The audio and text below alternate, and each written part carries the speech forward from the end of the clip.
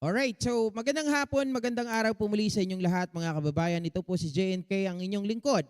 Ang inyong kagaw na laging on the go. Pag-usapan naman natin mga kababayan, itong statement po ni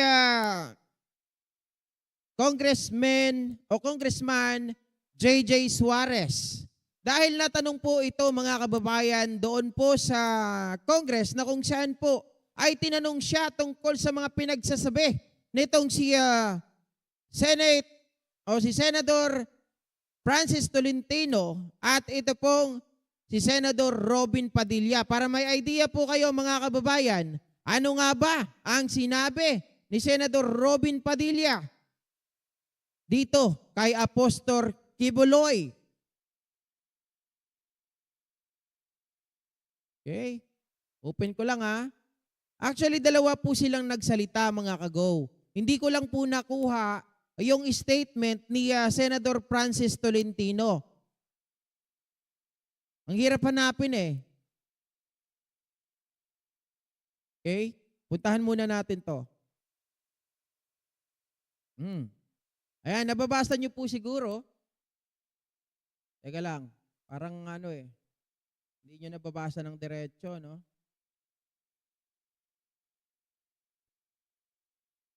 Ayusin ko lang saglit. Yan.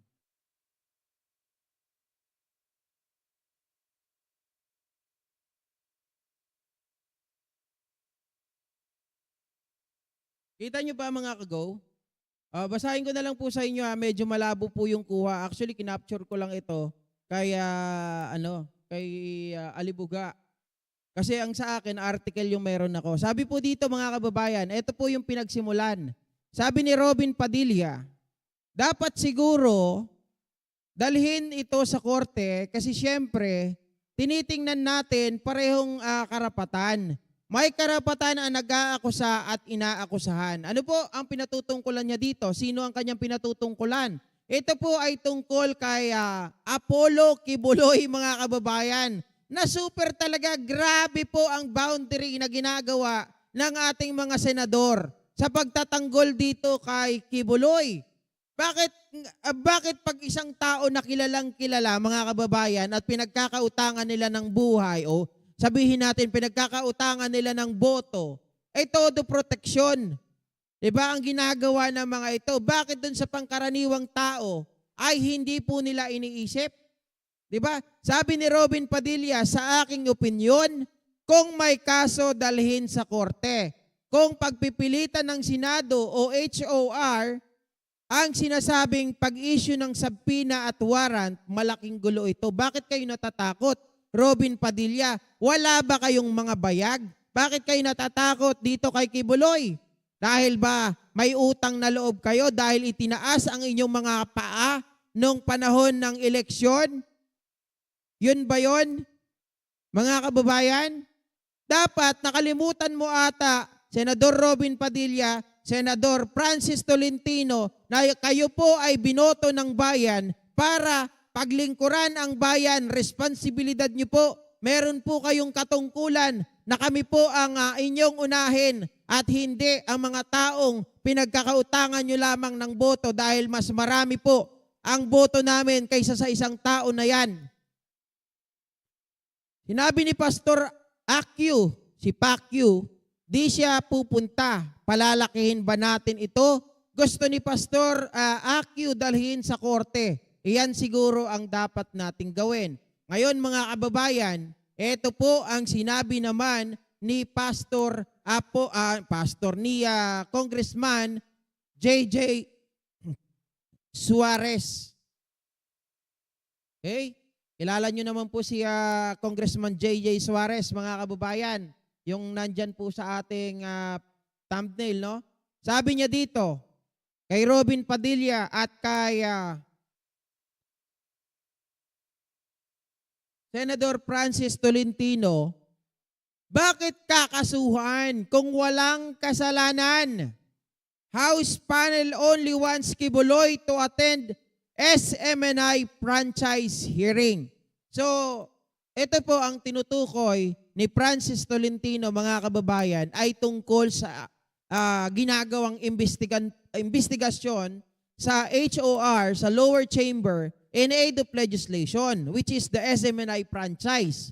Sabi ni House Deputy Speaker David Suarez stressed that the legislative franchise panel only wanted Pastor Apollo Kibuloy to attend the hearing regarding the franchise of SMNI and not to have him charged before the court even if he did nothing illegal. Pa? So, ibig sabihin, mga kababayan, ay wala naman daw pong, wala naman kaso na nakikita sila. Kumbaga, ang pinag-uusapan dito ay mag-surface lamang si Kibuloy. Dahil, bakit JJ Suarez?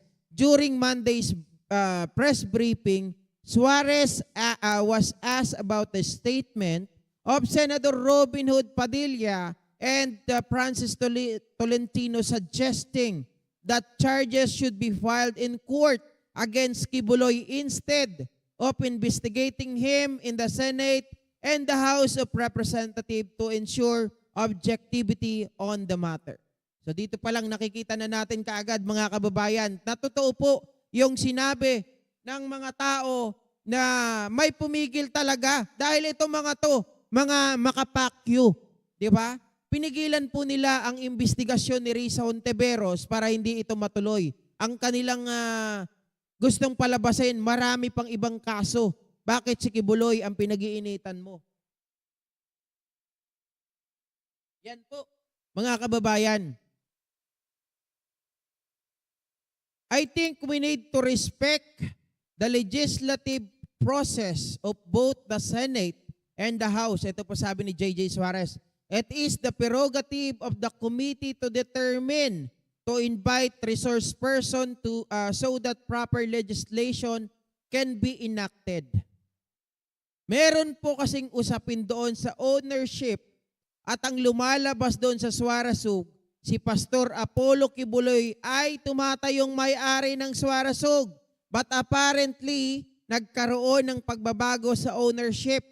Ito yung sinasabi ko sa inyo mga kababayan na ang nangyari dito, naniniwala akong papel-papel lang ang ginagawa dito ng mga taong ito sapagkat itong si Kibuloy ay most wanted sa FBI list.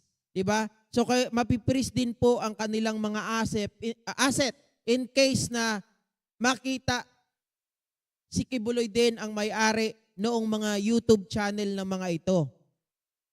So kailangan nilang madaliin na ilipat sa pangalan ni Marlon Acobo.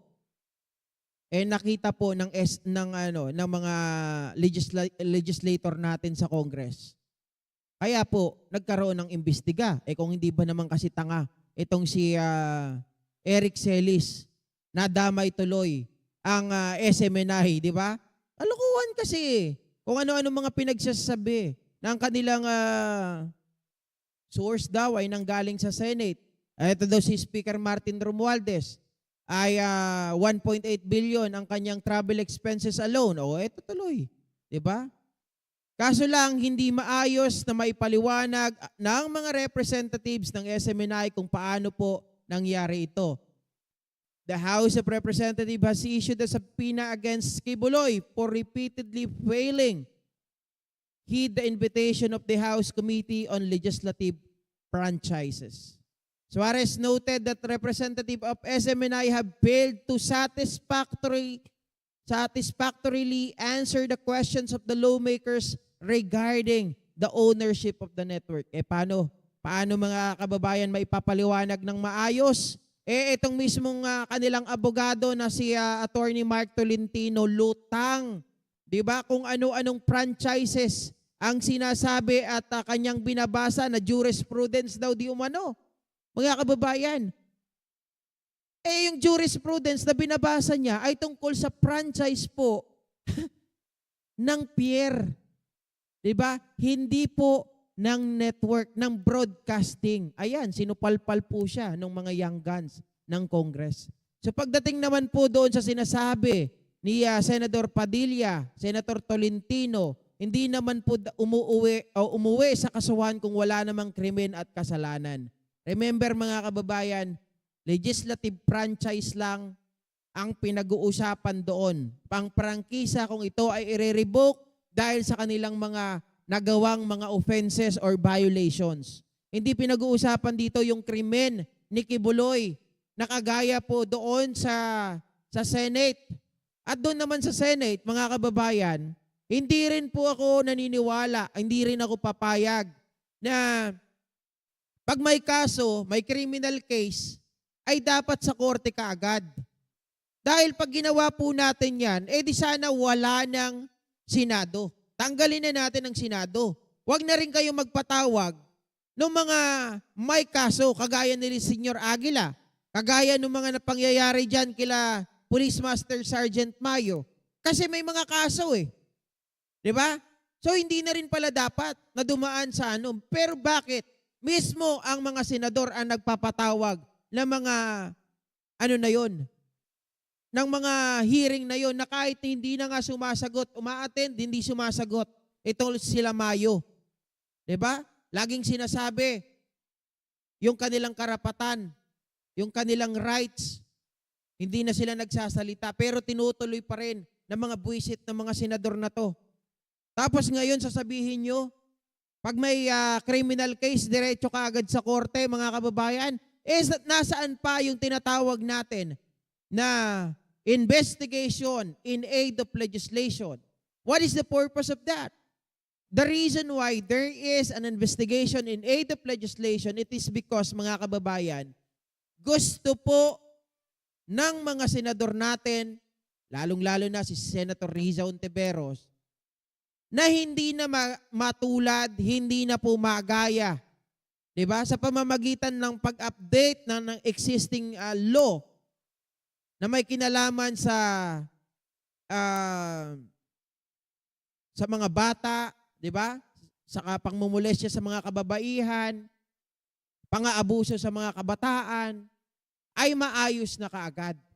Paano kung doon mo sa korte dinala? Mga kababayan na wala naman palang maayos, na kulang po yung existing na batas. Di mababaliwala. At alam natin, dito sa Pilipinas, tama, nag-i-exist, tama po na ang batas natin ay gumagana. Gumagana, oo, sa maliliit na tao siguro. Pero sa malalaking tao na may pera kagaya ni Kibuloy, kayang magbayad, kaya pong sabihin natin mag-hocus-pocus. Kaya pag sa korte kaagad, mga kababayan, asahan mo, wala tayong maririnig. Diba? Ang hinahanap lang po ng committee ng franchise, pumunta po siya dito para sagutin po yung katanungan ng mga miyembro ng committee ng franchise. Wala po tayong pinag-uusapan na kaso, so bakit natin kailangang dalhin sa korte? Sabog. Diba? Barado. Itong si Robin Padilla. Sa barado, itong si Francis Tolentino, mga kababayan. Dito pa lang, walang kaso. Bakit dadalhin mo sa korte? At ang pwedeng sabi nga po dito, sabi po, mga kababayan, ayon sa narinig ko, kaya Paduano ang nagbigay ng franchise sa inyo, di ba, ng liberty, na magkaroon kayo ng franchise, ay ang Congress. So ang Congress may karapatang mag-amend, to update, to revoke your franchise. Yan po ang sinabi niya. Hindi po, mga kababayan, kasi sinasabi ni Attorney Tolentino, wala daw karapatan ang Congress na mag-revoke, mga kababayan. Ang pwede lang daw nilang gawin ay magbigay ng franchise. Kaya binutaltal ni Congressman Paduano itong si Attorney Mark Tolentino. At sinasabi pa ni Mark Tolentino, hindi nyo dinadaan sa proseso. What do you think of what we are doing here in Congress? Hindi ba yan hindi ba yan proseso? Di ba? Due process yung ginagawa natin. Dahil kung walang due process, sa umpisang-umpisa pa lang, baka pinagpasyahan na namin. Baka doon pa lang, tinanggalan na namin kayo ng prangkisa. Ang issue lang po dito ay pumunta siya at dito dahil inimbitahan po siya. Sinabi na po siya para maipaliwanag niya po ang problema ng Suarasug at ng SMNI sa mababang kapulungan. While Kibuloy is no longer the owner of Suarasug on paper, 'di ba? Si Marlon Acobo. The business name of SMNI lawmakers expressed their belief during the hearings that he is the beneficial owner of the network. 'Di ba? Narinig naman natin.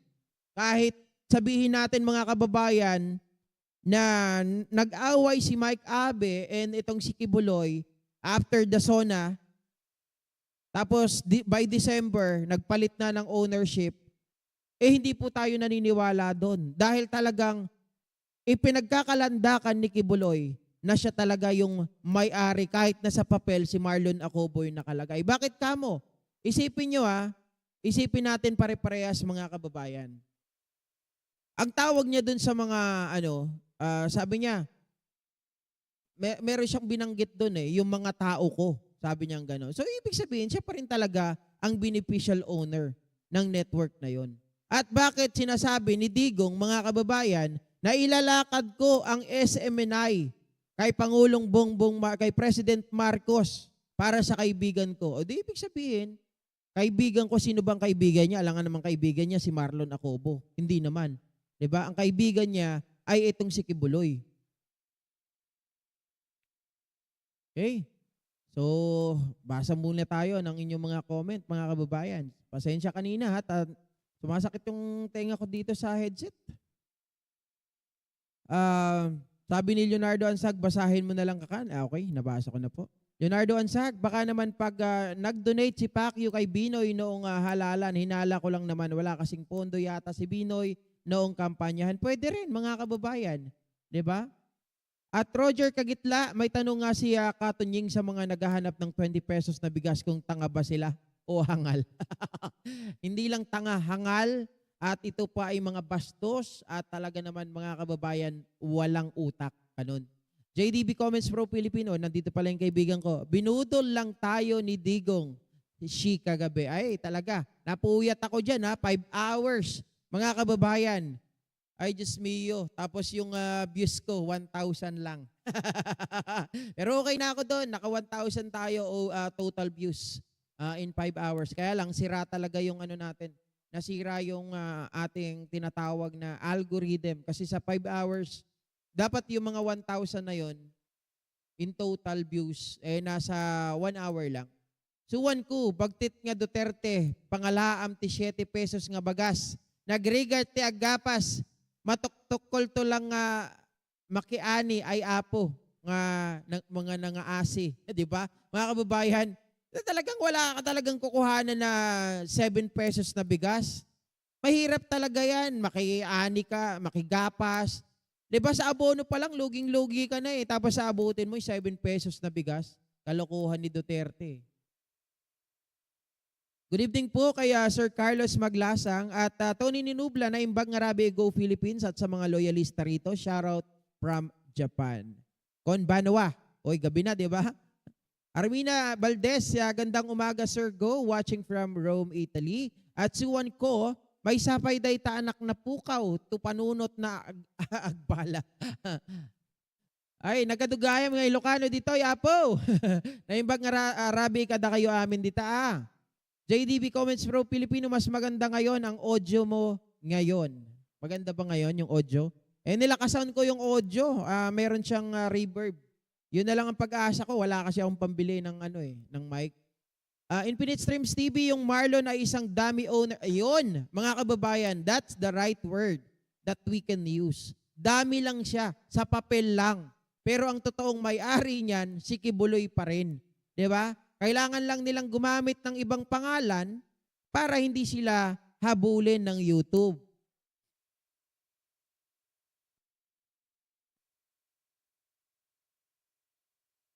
Ano yun?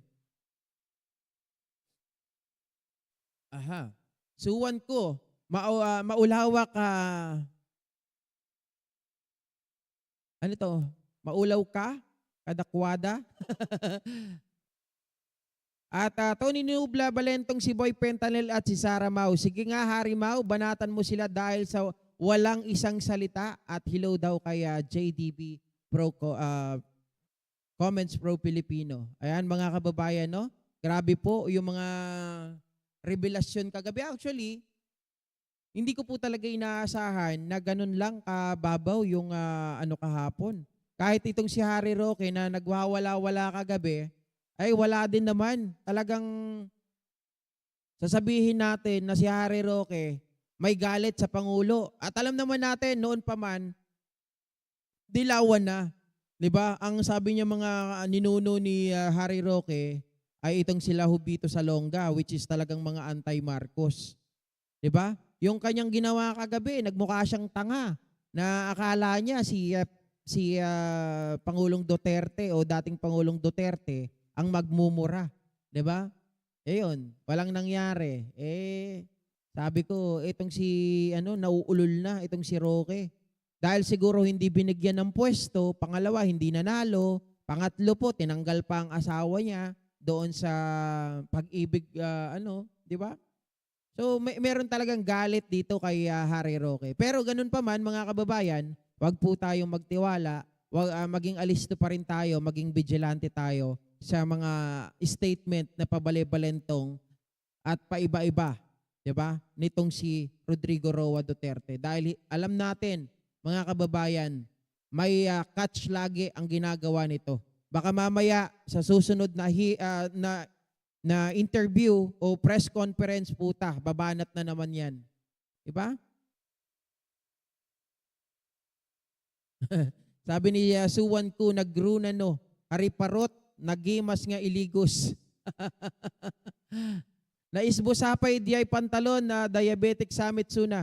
Ano po 'yon? Yung kagabi ay yung yung ipinost ko na umihi si Harry Roque, yan po ay nung panahon ng eleksyon. Yan, nung campaign period po 'yon. Yung pinagtatawanan siya si Chavit Singson. So hindi po 'yun kagabi. Tony Ninubla, inintay niya na magmura si Maudigs pero hindi binuhusan ni Maudigs. Pero binuhusan. Oh, sorry. Mali. Hinintay niya na magmura si Maudigs pero hindi binuhusan ni Ano to? Bakit ganito? Napuputol. Wait lang. Putol dito sa akin eh. Okay, ito na. Hinintay niya na magmura si Maudigs pero hindi binuhusan ni Maudigs ng malamig na tubig ang ulo niyang kalbo. Ayun, mga kababayan. Sobrang nadismaya itong sila Harry Roque kahapon. Kaya ganun po, no? Talagang siguro mga masama ang loob ng mga yan. Ito, hindi ako sinabihan pinagtatanggol ko palagi. Lagi ako nagpapaliwanag, ako ang kawawa, tapos biglang babalentong. Nadali sila ni Digong. No? Hindi sila naka-ready, mga kababayan. Okay, so maraming salamat po muli sa inyong lahat. Salamat po sa pagsama sa 1 oras at 48 minutes. Alin Arsenas, sir, recorded ba ang voice? Hindi po, delay lang siguro yung dating kagabi. Ang nakita ko lang na recorded ay yung kay SAS. Yun ay recorded. Sure ako dahil pinuputol po ng SMNI pag nagkakamali si SAS ng kanyang sagot. Imbes na siraan si PBBM, napapaganda pa, doon po ang masasabi kong recorded. Pero yung kay Duterte ay delay lang ang dating. Okay? Thank you so much po muli sa inyong lahat, mga kababayan. Magandang gabi at mag-ingat po tayo palagi. Bye-bye!